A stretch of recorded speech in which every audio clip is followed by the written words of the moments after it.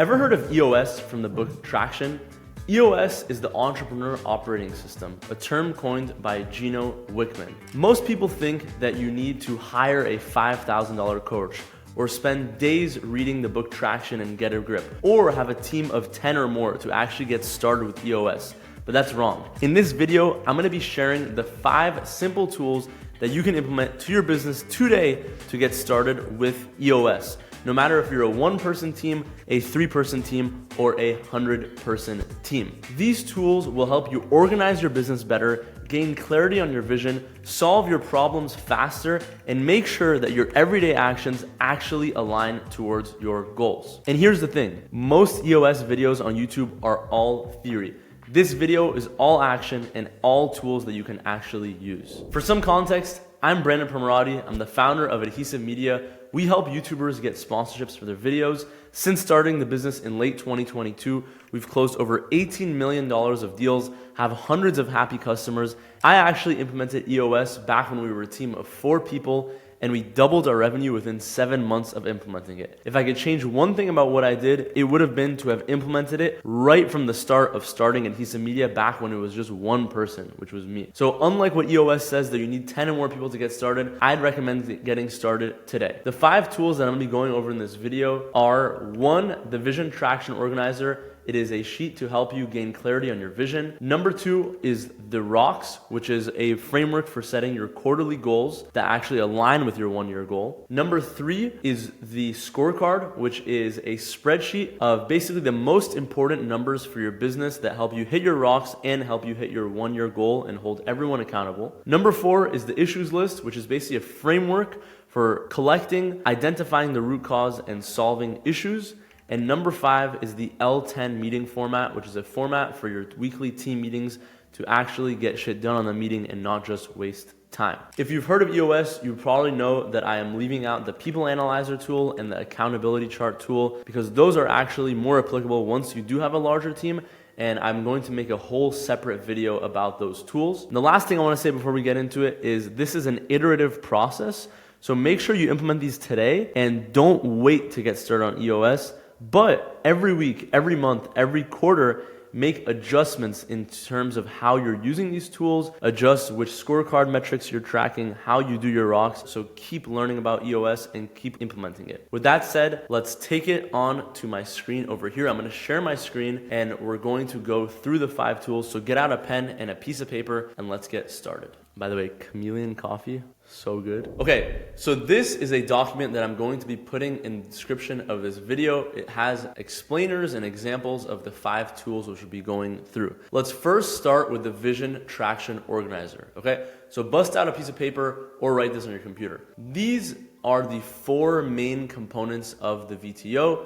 Generally, EOS has 7 things on it, but I think these are the 4 most important to get you started. Number 1 is you start with your core values. And yes, core values is a term that everyone uses. What are your core values? What are your core values? But I want you to really think about. These are the questions you want to ask yourself. What do our customers truly come to us for? If we were to ask them, what are the things that you remember us for? What are the words that come up when you describe our amazing service? What are those words? Okay, that's one thing to think about. The next thing to think about are, what do you hire by? What are the non-negotiables that you hire by? And what are the things that you fire by? If someone doesn't hold one of these core values, is it something to fire someone based on? For us at Adhesive Media, we realized that attention to detail was a huge core value for us. If someone doesn't have that, they can't work here. And we learned that through a couple of hirings that just didn't work out because that was a main trait the person didn't have. So that's one thing to learn. When we ask our customers, what are the things that you remember Adhesive Media by? Number 1 thing that always comes up is transparency. You even see on our website, powerfully transparent partnerships. Transparency. We're in a space where there's a lot of bad players, there's a lot of sleazy middlemen, and so transparency is so important for our customers. That's one of our core values. Above and beyond service is something that our customers always rave about. They say we have the gold standard of service.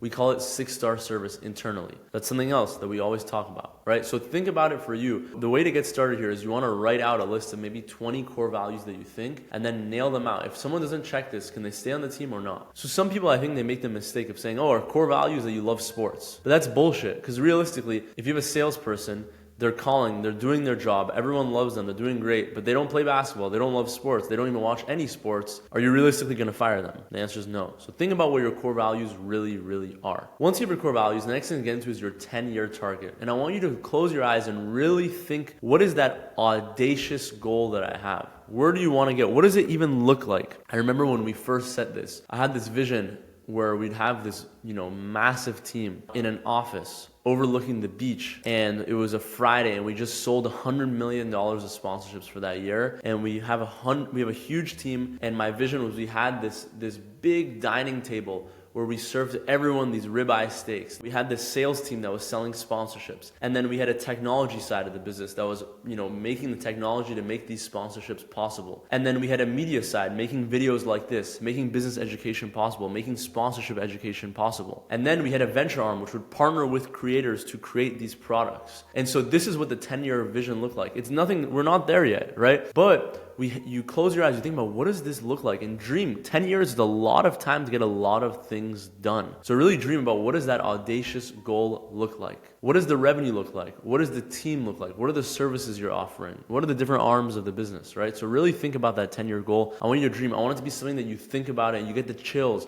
your heart sinks because it's so exciting to you. Next, once you have that 10-year vision, you want to boil it down to something that's more foreseeable in the immediate future, which is the 3-year picture. So you have the 10-year target, you have the 3-year picture. Where do you want to be in 3 years? What does your revenue look like? What does the profit look like? What are the measurables? And so measurables super important. How many units will you sell at what price, right? Let's say you sell coffee, you have a coffee business. How many bags of coffee do you need to sell at what price? Or how many lattes do you need to sell at what price? How does that, if I need to sell 1 million coffees at $6, that's how I make $6 million. And then I have all these expenses. So at the end of the day, I make $2 million of profit, right?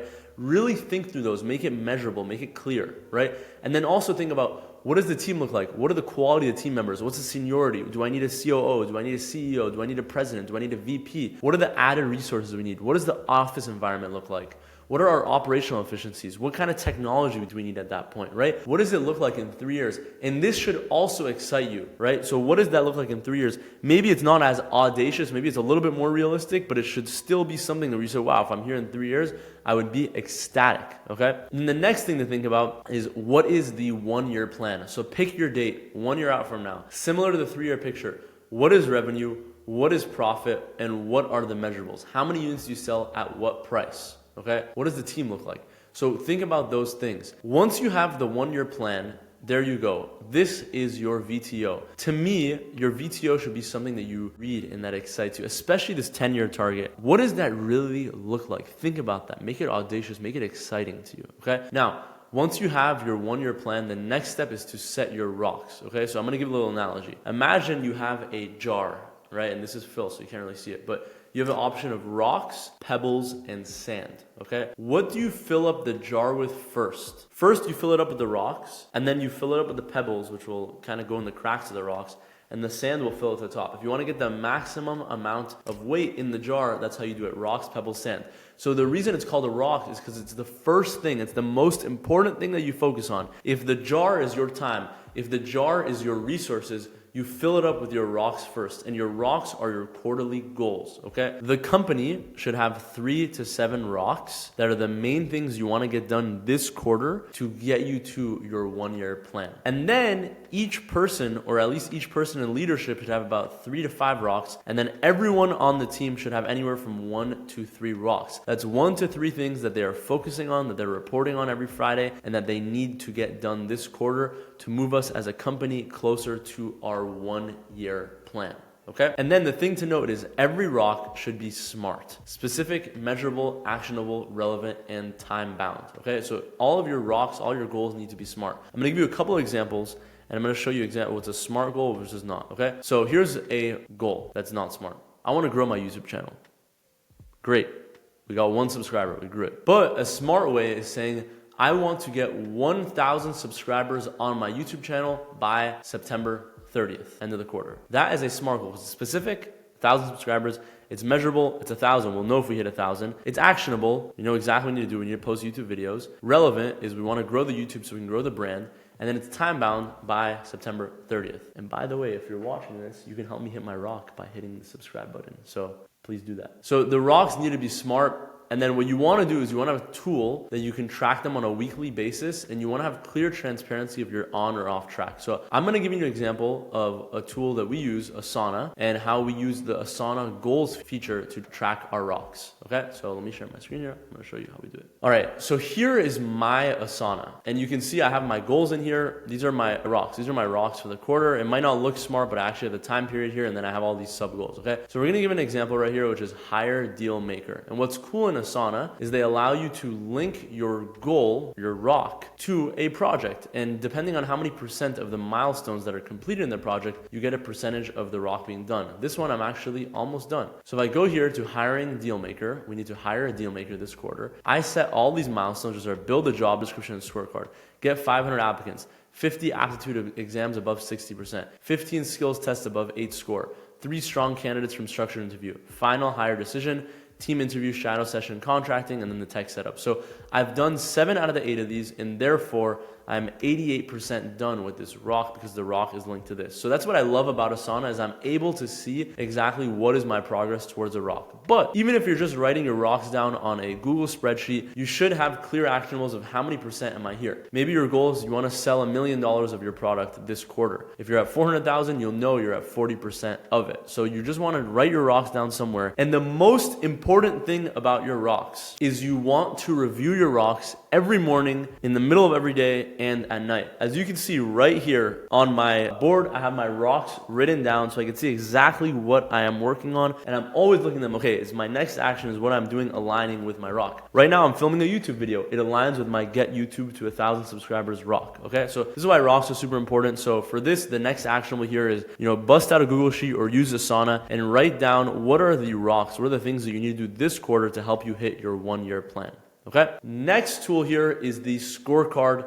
Other people call it OKRs, but we call it the scorecard in EOS. So I want you to imagine that you're on a deserted island. Imagine you're on this island, you're on the board of your company, you can't really do any work, but all you get is one piece of paper once a week, and the piece of paper has 5 to 15 numbers on it. And based on that, you'll need to see if your business is running healthy, if it's on track, or if it's not. This is your scorecard. Your scorecard is a list of 5 to 15 numbers that help you understand if you are on track to hit your goals and assess the overall health of your business. So this is the scorecard used by EOS, and here's how it works. Number 1 is you want to choose the measurables. Okay, so what are the measurables that help you actually see if you're on track or not on track? Examples for you might be number of deals closed, number of units sold, new leads in your CRM, average time for customer service response, refund percentage, number of outbound emails sent. So think about, for you, what are these measurables that help you track the actual health of your business, right? Next is you want to set one owner for that scorecard metric, for that measurable. Every measurable should have one owner. And the reason being, let's say you have 5 salespeople that are all working on the same thing, selling the same thing. You want to have one person in charge of that measurable because it will make them accountable. It will make them have the responsibility of following up with the rest of the sales team to make sure it gets done. On Monday, they're going to be reaching out, hey, are we on track to hit it on Friday? On Wednesday, they're going to be saying, what do we need to do to get there in the next 2 days to hit it by Friday? So really think about it. Have one person. This is something that we messed up, is we would have multiple people on the measurable for the scorecard. But we made this mistake. We changed it to just one person. This is what EOS recommends. And we realized how big of a difference it makes because it holds that one person very accountable to getting it done. And the last thing is pick the target number, the target goal for that measurable that aligns with reaching your rocks and your 1-year goal, right? So if your rock is, hey, we want to close $1 million of deals this quarter, if you break 1 million divided by 12 weeks, it's about 80,000 per week. And so your goal for that measurable of deals closed will be $80,000 per week. Okay, so keep that in mind, and I'm going to show you an example of what we use at Adhesive Media. So this is an example of what our scorecard might look like. I didn't give the actual numbers on here, but we basically have the right person that's in charge of each of these metrics. We made it in Google Sheets, so it goes like this, and we added conditional formatting. So if this number is less than this, it's red. If it's greater, it's green. So we have the right metrics that let us know if our business is on track or off track. This lets me know how my business is doing. Okay, so the next thing that we're going to be going through is the issues list. And let's be honest, you as a business owner, or if you're on a team at a business, you have issues that come up throughout the week. And the problem is, if you're working on your rocks, if you're working on important things and these issues come up, they will distract you from your rocks, okay? The problem, what the issues list solves is it solves issues coming up, it distracting you and you lose focus of your rocks. But it also solves, if you're like, hey, I just need to focus on my rocks, it solves you ignoring your issues or just losing them somewhere. So what the issues list does is it gives you one place to put in all your issues, identify their root causes, and solve them forever. So we're gonna take it back to my screen right now. And what I'm gonna do is on the right side, we have the issues solving track by EOS. And on the left side, we have an example issues list. This is not the one we use for adhesive. We have ours in Asana, but there's kind of some sensitive information. So I made a sample one right here. This is basically a place where people can add issues as they come up. So maybe throughout the week, there was one customer that took too long to sign a contract, or one customer is complaining about the payments always being late, or a client portal is broken for our brands, okay? So we add in these issues, we add in the priority, who added it, and the date added, and then we add in a priority. And then on our L10 meeting, which I'm gonna go through, we go through how to actually solve it, okay? So step one is identify. So the stated problem is rarely the real issue. You have to dig down to find the real issue. Do not move forward clearly until you find the real issue. Once you've identified the real issue, then move later to discuss and stay laser focused on the real issue until it is solved. See how many times I say the word real issue? 4 times right here. Okay, so let's say customer is taking too long to sign contract. Maybe we discuss and over time we realize that the real issue is the contract is very confusing and they always come back to us with questions. So maybe the real issue is the contract terms are not clear and we don't make it clear enough to customer. Then we go into discussion, okay? And so one person might say, hey, I think we should rewrite the entire contract. Another person says, hey, we can't do that because it's not gonna follow our legal terms. And then person 3 says, hey, maybe we make it a little bit more simple, and then attached to every contract, we make a little explainer video on what do our contracts mean. This will give people more clarity and maybe they'll start signing the contracts faster. Everyone agrees, okay, let's do this, okay? And so the solution must have a goal and we want to make the issue go away forever, okay? So solution is whoever's in charge of this, so let's say Brandon is in charge of this, will create new contract template plus contract video explainer and implement to our email templates for contracts. Okay, this will solve it forever. We want it to be a SMART goal. You know, this will be by next meeting, which is going to be August 15th. Okay, this then goes into my Asana and we make sure that it is done by our next meeting. Okay, so what I like to do is I like to have the meeting and I like to set the tasks for that meeting. And for this one, we're going to make sure that it's getting done by then. Okay, so that's an example of how we took this issue and then we solved it. So this is the issues. On a healthy team, everyone will agree with the solution 8 out of 10 times. When they don't, the integrator or the COO or whoever it is in the business needs to make the final decision. Consensus management does not work. It puts you out of business fast. So someone needs to make a decision at the end of the day. The idea is you want to pick these issues, you want to discuss them, you want to solve them, and you don't want to just have a band-aid solution. You want to have a solution that solves it forever. So this is something that's very important because you don't want to just have issues here in Slack, issues here in email, issues all over. You want to have one place with all your issues, and then you prioritize them, you identify the root cause, and then you solve them, okay? So the last thing here to wrap this up, the 5th tool is the L10 meeting, okay? And the L10 meeting is not possible without the other 4 tools. That's why I put this one last. So now that you have all these tools here, you want to incorporate them together with your L10 meeting.